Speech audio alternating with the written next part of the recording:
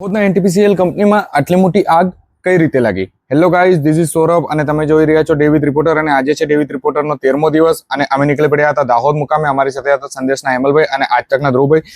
અમે પહોંચી ગયા હતા દાહોદના ભાટીવાડા મુકામે જે એનટીપીસીએલની કંપનીમાં આગ લાગી હતી. આ બ્લોગ જે છે 21 એપ્રિલ અને 22 એપ્રિલનો છે, જેમાં કહી શકાય કે આ જે આગ છે તે એટલી વિકરાળ હતી કે રસ્તા પર કશું જ નથી જોવાતું. સમગ્ર રસ્તા પર જે ધુમાડો ઉડતો હતો અને ત્યારબાદ અમે પહોંચી ગયા હતા સ્થળ પર. ત્યાં અમારા ધ્રુવભાઈ જો મસ્ત કેપ લગાવી અને આગળ ચાલી રહ્યા હતા અને ત્યારબાદ અમે ચેનલ માટે જે કહી શકાય કે વોકથ્રુ કરી લીધું હતું, જેમાં અમે બતાવ્યું કે કઈ રીતે કેટલી મોટી આગ લાગી હતી. અને ત્યારબાદ અમે ત્યાંના ફાયર ઇન્ચાર્જ હતા તેઓ સાથે પણ વાતચીત કરી, તેમનો ઇન્ટરવ્યુ લીધો. ત્યાં એનટીપીસીએલ કંપનીના જે ઇન્ચાર્જ હતા ઇન્ચાર્જ સાથે પણ વાત કરી. ત્યારબાદ અમે ત્યાંથી આગળ નીકળ્યા અને દાહોદમાં જે નાસ્તા માટે રોકાયા હતા ત્યાં અમારી સાથે હેમલભાઈ અને જીએસટીવીના ડોક્ટર ભૂપેન્દ્ર ચૌધરી, જેઓ કે અમારા સિનિયર છે, તેઓએ અમને નાસ્તો કરાવ્યો હતો અને ત્યારબાદ અમે અમારા ઘર તરફ નીકળી પડ્યા હતા.